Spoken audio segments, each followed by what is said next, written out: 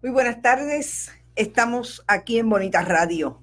Carmen Enit Acevedo les habla y hoy a las 5 de la tarde tenemos nuestro segundo encuentro cibernético, hablando de las noticias más importantes del día, de otras que ocurrieron la semana pasada, pero que es importante que reseñemos, como fue esta mañana que reseñáramos todo lo relacionado con el informe de la Comisión de Derechos Civiles de Puerto Rico en torno a la vigilancia electrónica a que sometió la Policía de Puerto Rico y el Departamento de Justicia a funcionarios, realmente más que funcionarios, son jóvenes y personas que participaron del 1 de mayo en el 2017. Pero antes de ir a lo que nos compete hoy, que es la última parte de este análisis del informe de la Comisión de Derechos Civiles, saludos a Gladys, que ya está por ahí. Yo quiero hacer acuse de recibo de las declaraciones que nos emitiera el representante Víctor Párez Otero a petición nuestra. Tienen fecha de hoy.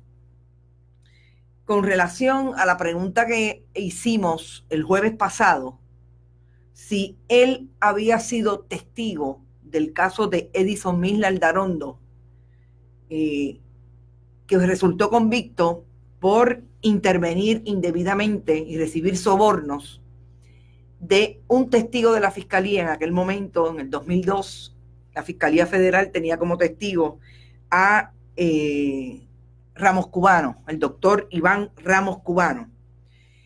Y nosotros nos preguntamos el jueves, un día después de que estuviera en el hemiciclo de la Cámara, el convicto Edison Misla Aldarondo, si le podríamos, o sea, le hicimos la pregunta a Víctor Párez con relación a si en efecto él es aquel testigo que participó del juicio, que recibió cheques a nombre suyo y que eran para Edison Misla. Hoy recibimos la contestación a algunas preguntas. E increíblemente, el representante Párez Otero dice, y cito, les recuerdo que fui testigo del Ministerio Público en el caso en contra del expresidente de la Cámara. Sugerir alguna ilegalidad de mi parte con relación a los hechos que fueron dilucidados por un tribunal hace más de una década y por los cuales el señor Misla Aldarondo fue acusado y cumplió sentencia, no es responsable. Víctor Párez, representante del Partido Nuevo Progresista por el precinto 4 de San Juan. Esta periodista no sugiere nada. Esta periodista le hizo una pregunta directa. Si usted había sido aquella persona que recibió un cheque a nombre suyo y lo cambió para dárselo a Edison Misla Aldarondo. Si eso fue delito o no, no me compete a mí establecerlo. Le competía a la Fiscalía Federal en aquel momento, para la cual usted fue testigo. Y le voy a recordar, en el mismo contexto en que le pregunté a usted, le pregunté a Héctor Martínez, correligionario suyo, y en aquel momento fantasma de el hoy convicto igualmente ex representante Freddy Valentín. Los periodistas vivimos de preguntar. Los periodistas hacemos las preguntas en el momento en que las tenemos después de tener la información. Y eso fue lo que yo traté que usted contestara el viernes. Tratar de establecer ahora que los periodistas tenemos que hacer las preguntas que ustedes entiendan tenemos que hacer, yo me gustaría que lo discutiéramos en algún momento. Quiero que sepa que no soy ese tipo de periodista. Yo tengo la información y yo la traigo irresponsablemente. Óigame, responsablemente le hago la pregunta a quien se la tenga de hacer, porque me parece que el derecho que usted tiene es el derecho a ser confrontado precisamente con la información que esta periodista tiene. Información que usted me confirma. Aquí nadie hizo ninguna inferencia irrazonable. Traímos la información, llamamos a su oficina, hablamos con un abogado, hablamos con su relacionista pública, y no es hasta el día de hoy que usted me llama teniendo mi teléfono pero peor, no me llama, me envía unas declaraciones con su relacionista pública. Y yo, responsablemente, las estoy sometiendo de la misma manera que sometí la información que usted ha corroborado hoy. Totalmente veraz, ese juicio fue un juicio público. Usted participó como testigo de la fiscalía porque en efecto recibió un cheque. A las compañeras periodistas que se hicieron la pregunta en las redes sociales, específicamente el Twitter, la compañera Sandra Rodríguez Coto, la copié incluso de este live que estaba haciendo ahora para que escuchara, porque se hizo la pregunta que usted debía haber aclarado, pues ahí está la respuesta. En efecto, usted fue el testigo y sí, recibió un cheque a su nombre. Dicho eso, bueno, hay otras cosas que él dice, como por ejemplo, que él no habla con la familia de Edison Misla hace 15 años, que fue retado por el hijo de Edison Misla, Yamil Misla Grillasca, entiendo que es su segundo apellido, en la primaria para correr por el precinto 4. Esas son las declaraciones hasta ahí del representante Víctor Párez Otero. Y vamos a lo que me parece que fue una gran conferencia de prensa, un ejercicio de democracia, un ejercicio de libertad de expresión, un ejercicio de aparentemente consenso. Esta mañana a las 11 de la mañana se dio una conferencia de prensa que habían por lo menos 30 organizaciones de la sociedad civil representadas, entre ellos miembros de la Iglesia Bautista, miembros de la Iglesia Presbiteriana en Puerto Rico. Estaban las organizaciones profesionales como el Colegio de Abogados de Puerto Rico. De hecho, en la conferencia fue en el Colegio de Abogados, en el Salón de la Junta de Gobierno. Estaba representantes del Colegio de Trabajo Social, representantes de la Asociación de Psicología, en específico su presidenta Silma Quiñones, la presidenta electa, también estaba participando, otros psicólogos. Allí habían 70 personas. Estaba la ex procuradora, primera procuradora de las mujeres, María Dolores Fernó. El movimiento amplio de mujeres estaba representado. Habían representantes de la comunidad LGBTIQ, incluida la comunidad trans. Realmente fue un ejercicio de mucha gente para establecer que están en contra y van a luchar en contra de los dos proyectos más controvertibles de las últimas 2 semanas, que salen del Ejecutivo, salen de la Fortaleza. Ricardo Rosselló, como ustedes saben, hace 2 semanas hizo una conferencia de prensa, realmente hace 2 semanas no, el día antes de su mensaje, una conferencia de prensa a las 11 de la mañana en la Fortaleza para decir que va a radicar 2 proyectos de administración, los cuales no le entregó a los periodistas. Y cuando al otro día nos damos cuenta, realmente los proyectos son proyectos peligrosísimos, entre ellos los de las terapias de conversión. Pues hoy, miembros de la comunidad diversa que les he mencionado, hicieron una conferencia de prensa para establecer su oposición a ello. Y me parece que hay 2 o 3 asuntos y la conferencia de prensa está completa en el canal de YouTube de Bonitas Radio y también está en el muro de Carmen Enid Acevedo. Me parece que hay diferentes asuntos que señalar y en específico voy a traerles una grabación breve, 1 minuto, 1 minuto y medio, del representante de la Iglesia Presbiteriana en esa conferencia de prensa, el pastor Rodolfo Santana Cordero, que es pastor de la Iglesia Presbiteriana en Caparra. Y es que me parece que las palabras del pastor apuntan a lo que nos cuestionábamos la semana pasada, si realmente lo que quiso proyectar el gobierno de Puerto Rico a partir de esa conferencia de prensa, de que había consenso, porque habían, entiendo que 4 religiosos, incluidas a María Milagros Charbonnier, un representante de la Iglesia Católica, Carlos Pérez. Había otra persona más de la iglesia, honestamente no me acuerdo, y las 2 representantes del gobierno de Puerto Rico, que alegan ser representantes de la comunidad LGBT. Dos mujeres, Joan Vélez y Cecilia Laluz, y el licenciado director ejecutivo del comité asesor, del consejo asesor del cual Joan Vélez es la presidenta del gobernador en relación a la comunidad, Alberto Valentín. Ellos alegaron que allí había consenso.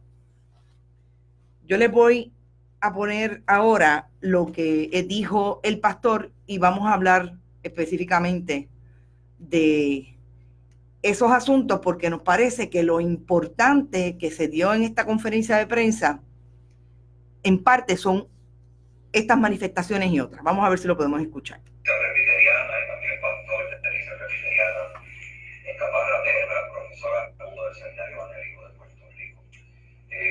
Nuestro concilio reúne 15 congregaciones en la zona que comprende desde Río Grande hasta Arecibo. En febrero del año pasado, cuando apenas comenzaba a ser vigente la propuesta de ley de libertad religiosa, decidimos informarnos para poder tomar una decisión como cuerpo, la cual conllevó una decisión unánime, que es bien poco usual poder uno tener decisiones unánimes de este tipo a nivel religioso por parte de todos los miembros de nuestra iglesia reunidos en la asamblea ordinaria. De igual manera pensamos hacer con lo de las terapias de conversión. Sin embargo, de manera pastoral, cuando hablamos de conversión, nos llega a la mente esa palabra griega, metanoia, que implica un verdadero arrepentimiento y de cuantas cosas en adición a lo que se está identificando aquí como la comunidad excluyente LGBT, nosotros tendríamos que arrepentirnos y entrar en procesos terapéuticos iguales. Por lo tanto, nos parece que es un tipo de acercamiento como sociedad a un abierto discrimen y ante lo cual nos oponemos cabalmente. Esas son las manifestaciones del pastor Rodolfo Santana Cordero y fíjense que él hace dos planteamientos que me parecen importantes hacer hincapié. Primero, que él está representando a no menos de 15 congregaciones entre el área este y San Juan, que el año pasado, a un año de empezar, como dice él, a hacerse los pininos de que haya habido no se entiende bien. Bueno, pues yo les voy a hacer más o menos Belén. Perdón, pero es que pues hice una grabación que la saqué de otra grabación y puede ser. Él plantea dos asuntos.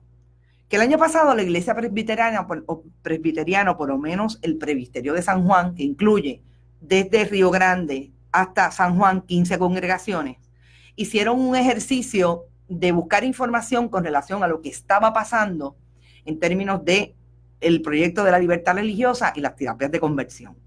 Y específicamente con relación a las terapias de conversión, después de hacer ese ejercicio, se llamaron a asamblea y de manera unánime, escuchemos, unánime, que para él allí mismo dijo en la conferencia, y parte de ese sonido es increíble porque ponerse de acuerdo, según él, en el sector religioso, así, de manera unánime, es un evento que no todo el tiempo se da. De manera unánime decidieron que se iban a oponer al proyecto. Y lo segundo, que me parece más importante aún, es que utilizando el tecnicismo, y más que tecnicismo, es la concepción de la palabra conversión.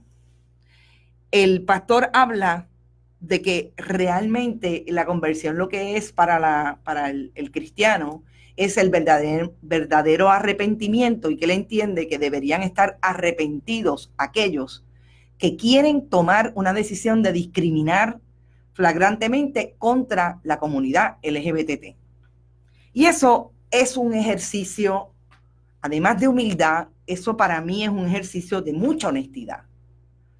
Es plantear desde la posición que podríamos todos pensar que son iguales, pero aquí es donde esas teorías de equivalencia van al traste. Todos los cristianos no son iguales. Hay obviamente personas que están dentro de de esa idea de lo que es el cristianismo, que lo miran desde esa posición no discriminatoria. Y eso fue lo que dijo el pastor. Y el pastor habló, después que hablara Luis Rivera Pagán, que quizás fue de las personas que estaban allí representando al sector religioso cristiano, el más vocal en 2 o 3 ocasiones, y empezó diciendo, abriendo la conferencia de prensa, identificándose como Luis Rivera Pagán, representante del sector religioso que no discrimina. Y a mí me parece que estas son las áreas importantes e interesantes que tenemos que empezar a mirar y seguir discutiendo con relación al tema de libertad religiosa, por un lado, y de las terapias de conversión. Porque allí, esta mañana, lo que se dio fue un consenso entre un grupo amplísimo. No fueron identificados, pero yo estoy segura que allí habían personas que no profesan ninguna religión, que son eminentemente ateos, por ejemplo. Allí había una representante de la comunidad musulmana. O sea, allí había una diversidad que si alguien podía preguntar, los proyectos son de consenso en aquella otra conferencia de prensa, pues tenía que ver una pluralidad de la que había allí. Y yo creo que es importante ver quién está hablando, quiénes están asumiendo un discurso desde la diversidad, porque allí nadie dijo, y Luis Rivera Pagán lo dijo en 2 o 3 ocasiones, aquí podemos tener 1000 diferencias, y las tenemos, pero una cosa no tenemos, en algo estamos de acuerdo, y es que no podemos discriminar contra ninguna comunidad, es que tenemos que hablar desde esa visión cristiana de amor al prójimo y a la prójima. Yo siempre digo la prójima. Era un discurso realmente de diálogo. No había allí un discurso de esto no, era de vamos a sentarnos a tratar de establecer realmente el consenso hacia la no discriminación. Se habló de por qué la no discriminación. Se habló de que la libertad religiosa, ese proyecto lo que estaba trayendo era una puerta abierta para el discrimen en el servicio público, por ejemplo, de personas que fueran a buscar un servicio como esta persona tiene esta idea, ¿verdad?, desde su religión, de que no va a atender a cierto grupo, pues ese grupo ya no va a ser servido. O sea, esa es la puerta que abre el proyecto de libertad religiosa.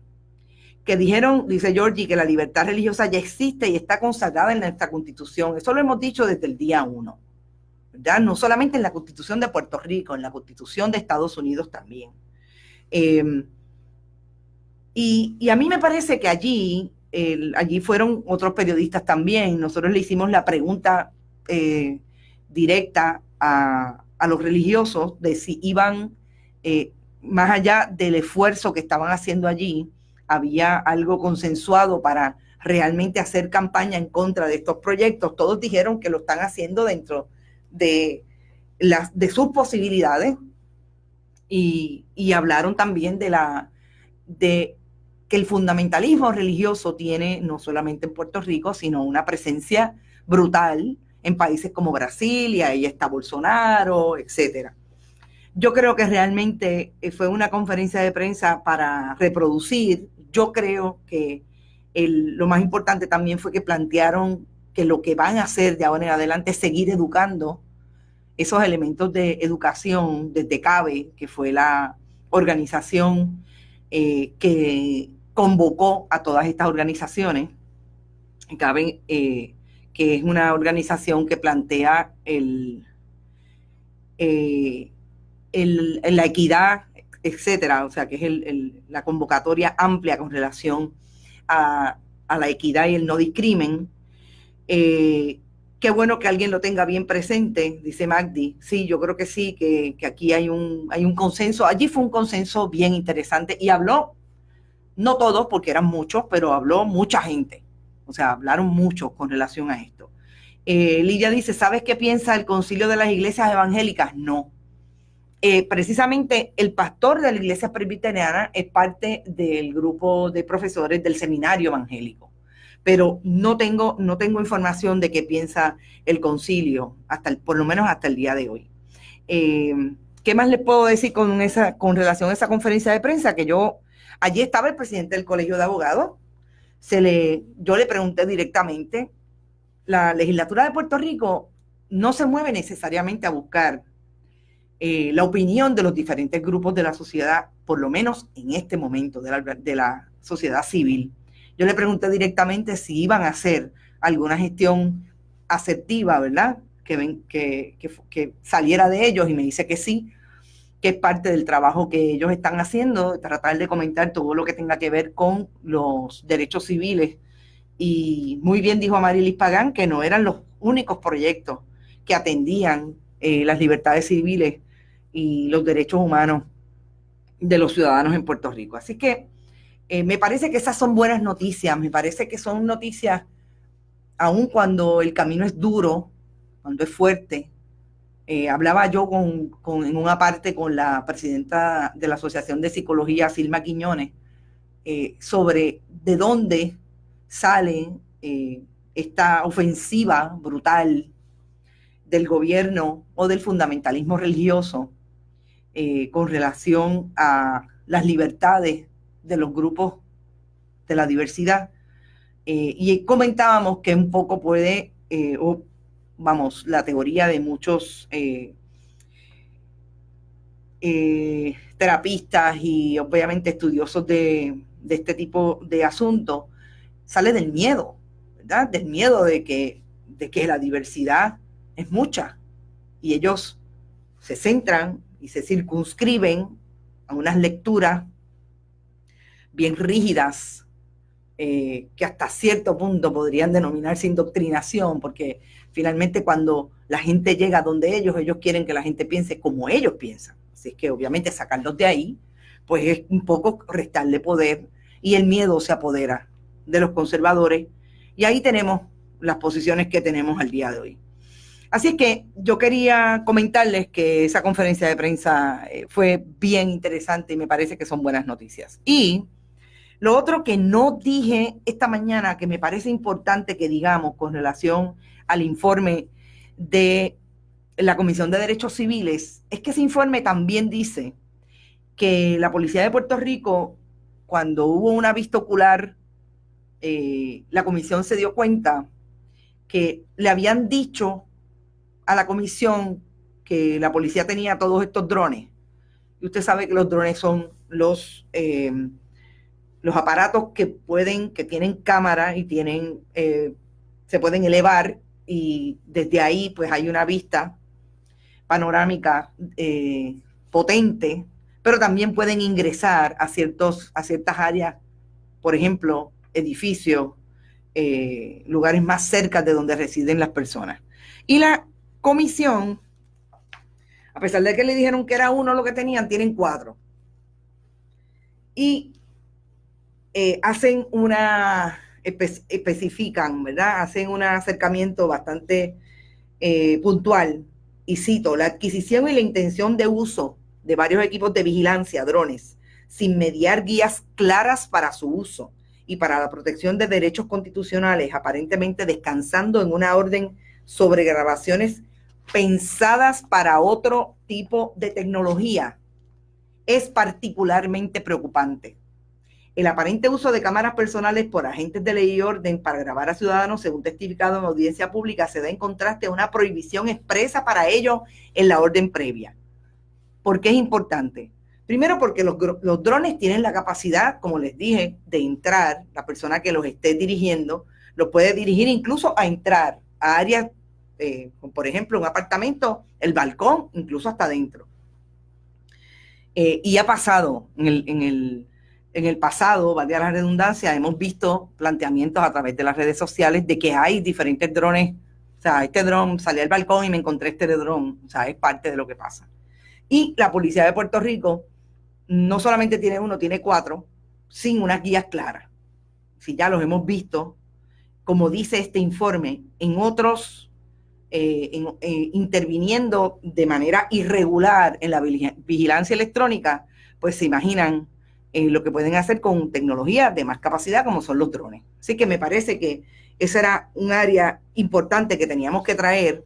Le hicimos la pregunta puntual hoy al presidente del Colegio de Abogados, Edgardo Román, y nos dijo que sí que era preocupante, que con relación a la federalización del sistema de justicia, hay memorándum de acuerdos entre el Departamento de Justicia y el gobierno de Puerto Rico y Justicia Federal. En el caso de Puerto Rico, la Fiscalía Federal que dirige Rosemilia Rodríguez, y que eso era preocupante.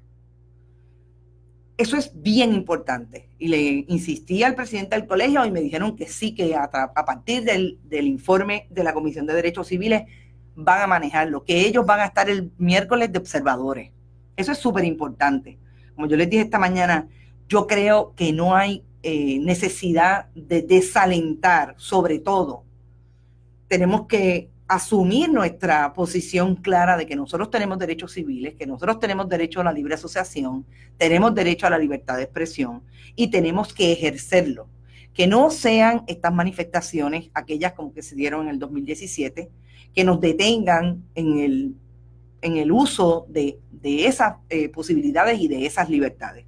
Dice Belén, yo los vi en estos últimos 2 1 de mayo y bajaban bastante entre las personas.